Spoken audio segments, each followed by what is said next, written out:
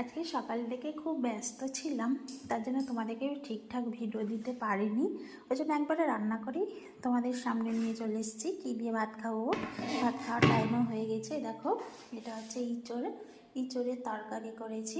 খুব সুন্দর একটা ছোট্ট দেখে ইঁচড় পেয়েছিল, জানো তো, সেই ইঁচড়ের তরকারি করলাম। খেতেও খুব ভালো লাগছে। এটা তো ভাত আছে, আর এটা তোমার ধনে পাতা আর ফুলকপি পাতা বাটা, এই দুটোকে বেটে করেছি। আমার মেয়ে ভীষণই ভালোবাসে খেতে, এই জন্য আর কি করলাম। আর এখানে করলা ভাজা করেছি, আর এখানে করেছি মসুরির ডাল দিয়ে জলপাই। বসে গেছে তো এই জন্য ঝোল ঝোল লাগছে। মসুরির ডাল দিয়ে জলপাই করেছি, খেতে খুব ভালো লাগে এই ডালটা। এই হচ্ছে আজকে দুপুরের খাবার আমার।